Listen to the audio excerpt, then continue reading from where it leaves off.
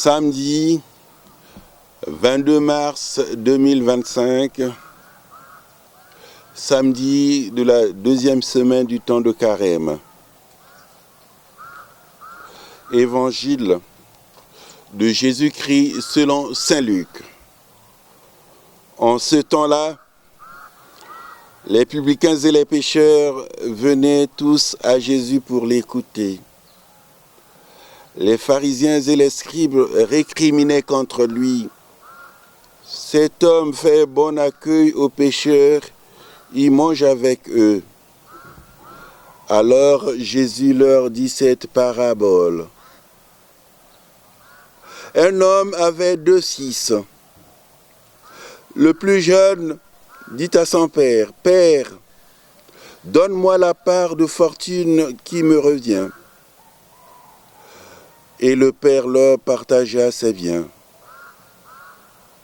Peu de jours après, le plus jeune rassembla tout ce qu'il avait et partit pour un pays lointain où il dilapida sa fortune en menant une vie de désordre. Il avait tout dépensé. Quand une grande famine survint dans ce pays, et il commença à se trouver dans le besoin, il alla s'engager auprès d'un habitant de ce pays, qu'il envoya dans ses champs garder les porcs. Il aurait bien voulu se remplir le ventre avec les gousses que mangeaient les porcs, mais personne ne lui donnait rien. Alors, il entra en lui-même et se dit, « Combien d'ouvriers de mon père ont du pain en abondance, et moi ici, je meurs de faim. Je me lèverai, j'irai vers mon père, et je lui dirai, « Père, j'ai péché contre le ciel et envers toi. Je ne suis plus digne d'être appelé ton fils. Traite-moi comme l'un de tes ouvriers. » Il se leva et s'en alla vers son père. Comme il était encore loin, son père l'aperçut et fut saisi de compassion. Il courut se jeter à son cou et le couvrit de baisers. Le fils lui dit, « Père, j'ai péché contre le ciel et envers toi. Je ne suis plus digne d'être appelé ton fils. » Mais le père dit à ses serviteurs, « Vite, apportez le plus beau vêtement pour l'habiller. Mettez-lui une bague au doigt et des sandales aux pieds. Allez chercher le veau gras, tuez-le, mangeons et festoyons, car mon fils que voilà était mort. Il est revenu à la vie. Il était perdu et il est retrouvé. » Et ils commencèrent à festoyer. Or, le fils aîné était au champ. Quand il revient et fut près de la maison, il entendit la musique et les danses. Appelant un des serviteurs, il s'informa de ce qui se passait. Celui-ci répondit, « Ton frère est arrivé et ton père a tué le veau gras parce qu'il a retrouvé ton frère en bonne santé. »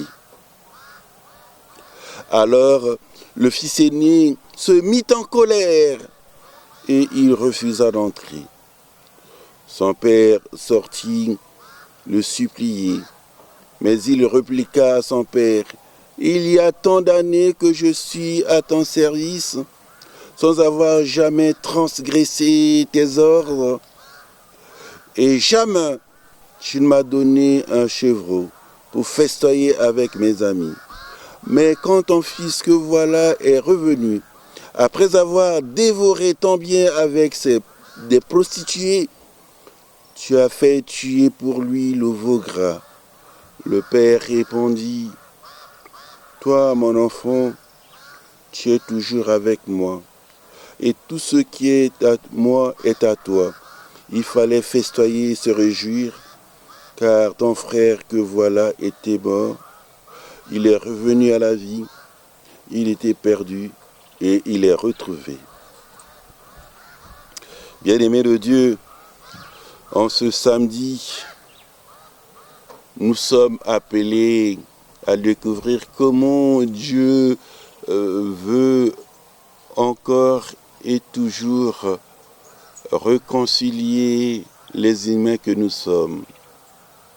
Comment Dieu voudra répondre aux attentes des uns et des autres en respectant les manières des uns et des autres de vivre auprès de lui.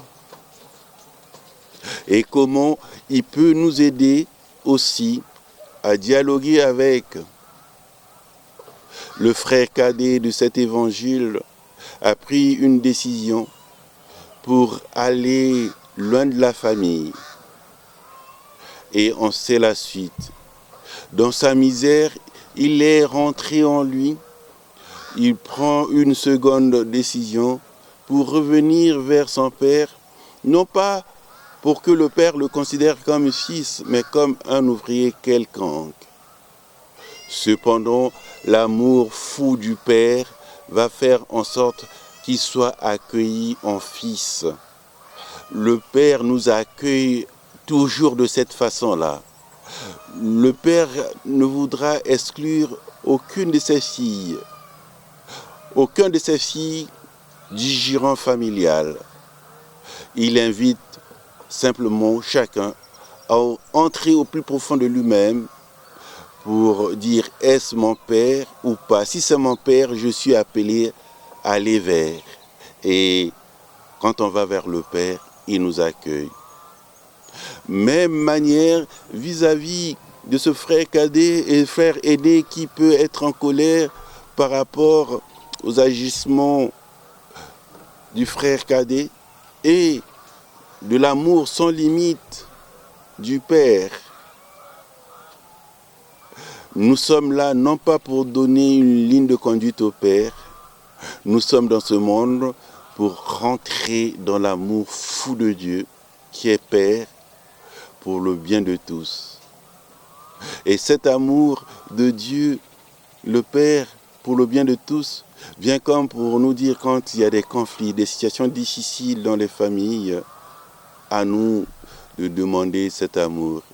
Le frère aîné vient comme pour dire les limites qui sont en nous. Cependant, le Père non plus ne le condamne. Il essaie simplement de le découvrir et le dissuade pour entendre sa parole qui aboure, une parole qui transforme. Et quand la parole de Dieu nous transforme, nous sommes avec les autres et vivre avec les autres et tous les autres.